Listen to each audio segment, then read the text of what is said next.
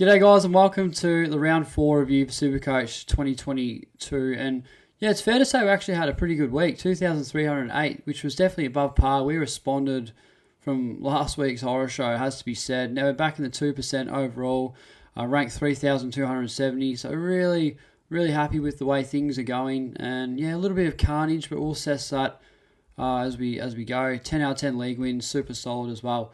I did not expect that at all. I thought I had a pretty bad score. A few things did go wrong for me, but nonetheless, yeah, I'm taking this every day of the week. So yeah, this is a team coming into this week. We'll have a look at it. So Jaden Short, ultra consistent, been one of the best pickups in Supercoach this year. Probably almost D1 the way he's playing. It's extraordinary, and yeah, it takes a lot of kick-outs. Nothing better than opening the AFL up and seeing Jaden Short 94% disposal efficiency or something like that. It's unbelievable. So yeah, we love Short. Jack Cripps. So yeah, he did what he had to do. Played a very weak West Coast lineup, it has to be said. So that was always going to happen. Probably going to be a bit inconsistent, which is a bit bizarre. I picked Cripps for his consistency, and I don't really think we're going to get that from him. So yeah, he's fine. We'll just see how he goes during the year. Aaron Hall, it'd be nice if he got a ton, wouldn't it? I mean, 97, you take it, but gee, I picked him as a bit of a pod. Hasn't been the best pick so far, but I think he'll find some form and be really solid. Just has a couple of clangers from time to time, but it's all right. We'll let him go, and hopefully he can respond against the Doggies this week. So yeah, should be good. Happy with Aaron Hall as a pick. Jordan Ridley, oh god, this one hurt. I went to the game on the weekend, and he just couldn't get anywhere near it. Jake Kelly took his role again, cutting his grass, he does. It's just really frustrating. Looked unreal against Melbourne on a big open MCG, but then at Marvel Stadium just lost a bit of space out there. Went down at the end, so it just wasn't his afternoon. So yeah, felt a bit bad for Ridley, but yeah, one of my favourite players, as you guys know, and I'm expecting a response from him this week. Georgie Hewitt, probably got to be the biggest must-have, I reckon, this year, Hewitt. Playing unbelievable footy. I knew he was going to be good, and I knew he was going to benefit from not tagging, just playing as a genuine midfielder, but I didn't think he was going to be this good, and it's unbelievable the brand of footy he's playing. It's superb, and if you don't have him for some bloody reason or another, for 489k, I know he's gone up twice in price, but I still think this is an absolute steal of a selection. So yeah, get him in your team. Unbelievable. I think he'll be probably D1, D2, the way he's going, along with Short. So, yeah, solid stuff. And Hinge, I finally fielded Hinge. I put his hand up and said, yep, I'm a viable field option. And what does he do? He goes down in the third quarter. Not sure what happened to him. I didn't quite get a look at it. Hopefully not his shoulder. Probably was, to be honest. But was basically on 37 at half time. So he scored donuts in the second half. Really sucks a bit. McCutton, I didn't see that game. I was playing footy myself, so yeah, I didn't watch a lot of footy over the weekend. I had a busy one, so yeah, it was hard to sort of get a read on all the players. And DeConning was solid too. I got a look at that game and had a really bad first quarter, and he stood up and played a great game. So he's going to be a really nice rookie. Everyone has him, so yeah, I think I get McCartan on field for Hinge because Hinge looks like he could miss a few weeks. I still believe in holding him. I think he's definitely a hold option at the moment, just because he's got so much cash to make and playing a bit of a sort of full pocket and wing role at the same time. So you're gonna make some coin. Got a good role, so we love that. In the midfield, things are going pretty well here. So Jackson McRae had the VC on him, absolutely banking that one every day of the week. Played against Richmond. It was pretty straightforward. They bleed a lot of points, especially in the midfield there. So yeah, it was a no-brainer to VC McRae, and it benefited for the best. Lockie Neal was very very solid against a tagging O'Connor. I was pretty stressed out with this pick coming in a Friday night, but yeah, he just ran him ragged, didn't he? Couldn't tag him, couldn't get onto him, won all these clearances, playing good footy. Neal, I think he's almost back to his 2020 best, so it's great to see him back where he belongs at M2. So yeah, going really well, Neal. Everyone's got him anyway, so I don't need to go on there. Probably VC him this week for McRae, though. That'd be one I'd be considering. We'll see how we go. And Tuke Miller, well, he's due for a response, isn't he? I don't know what's going on with Tuke. I haven't seen any footy Well, on Sunday anyway, because I was obviously at the footy myself, so I didn't really see Cripps go down or anything like that. But yeah, Miller just not really playing that well at the moment. Hopefully it's not too concerning. We'll wait and see.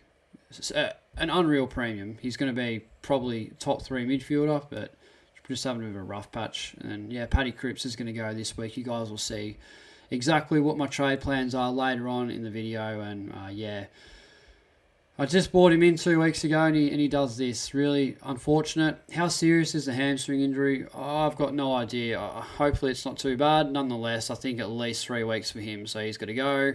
And Matty Rowell, just playing pure inside mid, isn't he?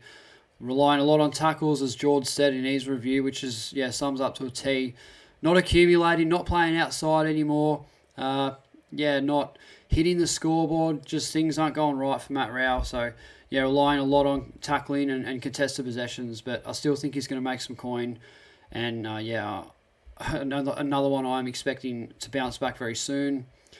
And the rookies, Horne-Francis, Dacos, and Rochelle, we just love them all, don't we? We've been treated to a year of good rookies. I said this ages ago. I did call it, I reckon. I said, yep, we've got one of the best drafts. The first top 10 will be a really good draft. I know Ward hasn't really prevailed that much yet, but he will come out, I think. But yeah, these 3 have been absolutely superb, and I've been loving everything they've been doing.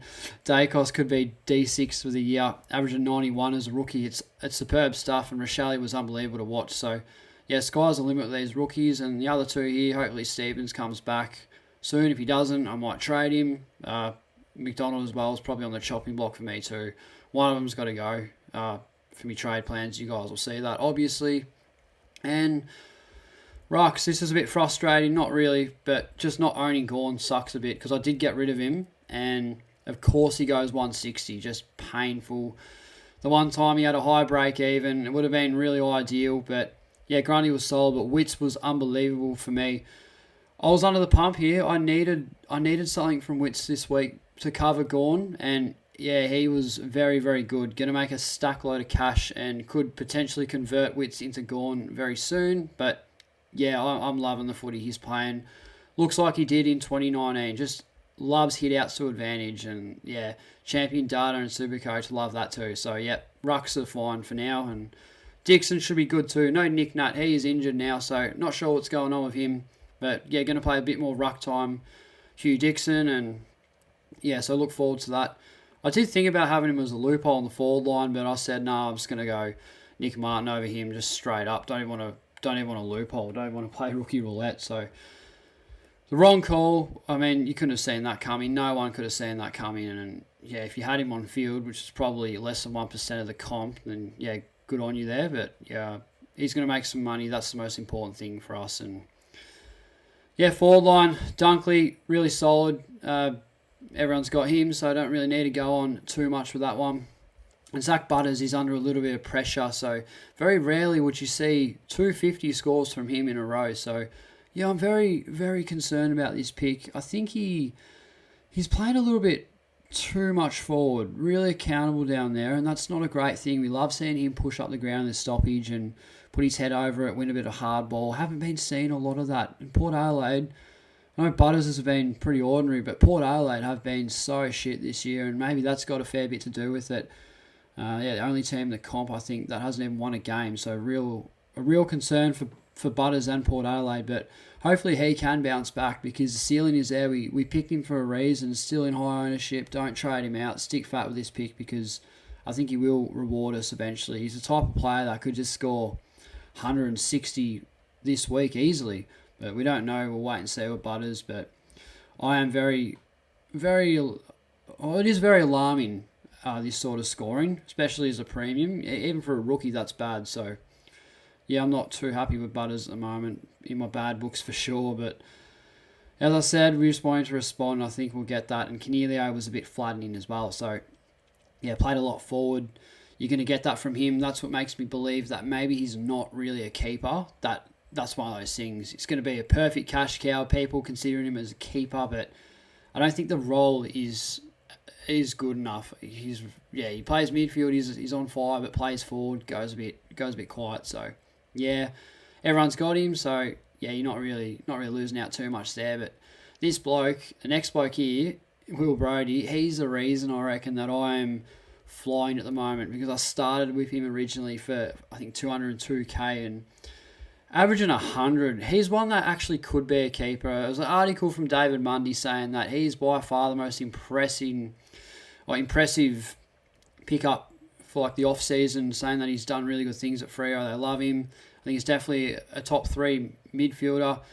Fife is just absolute cactus right now. He doesn't look like he's going to play all year. I don't even know what the go is with him. Just one injury after another, and Mundy's getting old. He's 36, 37 now. Crazy stuff in today's game. So I think Will Brodie with Brayshaw and Sarong, that's a really good midfield, and I think he keeps playing there. Low time on ground, doesn't need it.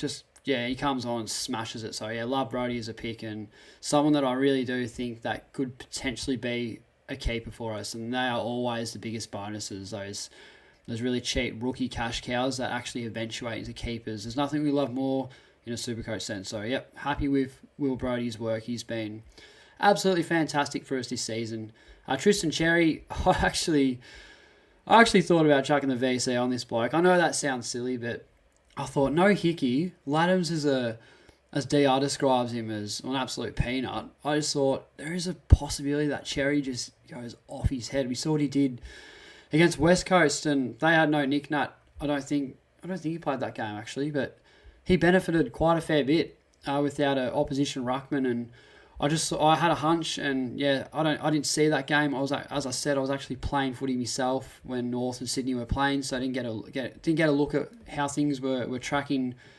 But yeah, I know he had a lot of low time on ground, picked up some sort of minor injury niggle, should be right this week, but 46, won't see that again, I don't think. And for those of you that wouldn't know, I had the loophole on Long, so I changed it before, obviously, when I was just touching on Neil and McRae, but Long was actually my loophole for McRae. And yeah, I've used Ned Long 3 out of 4 times this year, which is just really handy. I mean, having him as a forward midfield loophole is just so good, because I can flick him around and get the best of both worlds. So it's just been a solid selection. It's always risky starting with a loophole, because sometimes rookies don't play and they eventuate into a loophole. For example, like a Hugh type.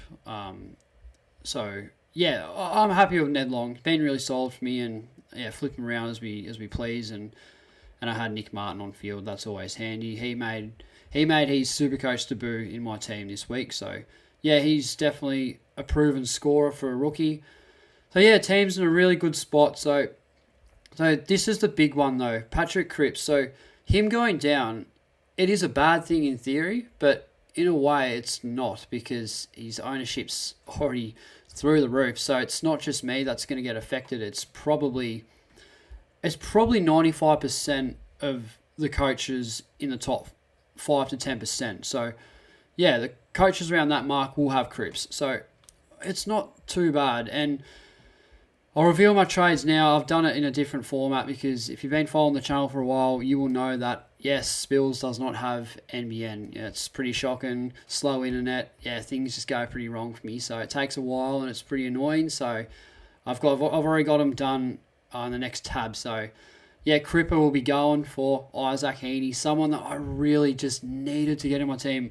For a couple of weeks, I've just been thinking, how do I get this bloke in my team? Because he is hurting me big time. So without Cripps, and now I've got Heaney, the only one I don't really have at the moment, really, is gone. And I think I can get him, pretty soon. So yeah, team's looking really good. O'Driscoll was a proven scorer. I'll discuss him a little bit more in the rookie review that I'll do probably tomorrow or the next day. And McDonald, I don't know, it won't be him, maybe Stevens, but it'll be one of these rookies that goes. So yeah, not sure yet, haven't decided. I'll reveal exactly what I do on Twitter anyway. As you all know, a lot of off Supercoach field stuff happens on there, but this will be the team coming into round 5. So things getting really serious. It's just about upgrading season for us now. So the sort of 1 up, 1 down each week. I don't have to use a trade boost to get in Heaney or anything like that. So I think the team's in a really good spot. So I'm quite happy with how we're tracking. Obviously, we'll get Dunkley back on the field. That's a no-brainer. Yeah, I really love the team. It's the highest I've been in the rankings probably ever this early in the season. It's usually I've always been pretty good at Supercoach, but I've always been pretty bad at having a starting team. Like last year, I had a pretty good season, but I butchered the starting team and I was playing catch up all season. But it looks like I've done okay at the start, so we just need to keep up that consistency and see if we can really surge to the top 1%. If you guys don't know this, I've never been in the top 1% ever in all of Supercoach history that I've been playing. So that would be very exciting to actually get there. So yeah, team's looking good. I'm happy with it. And yeah, hoping everyone else's team's looking pretty good. And yeah, let me know what your thoughts are coming in around 5. Any sort of advice, I'll definitely give feedback. And if you got any advice for me on my team or what I should be doing, definitely feel free to comment down, because yeah, it's a two-way stream there. So yeah, happy with the side, and yeah, I'll end it there. Nothing really to discuss. I think that's about it. So yeah, thanks for watching as always, guys, and yeah, I'll see you guys in the next video.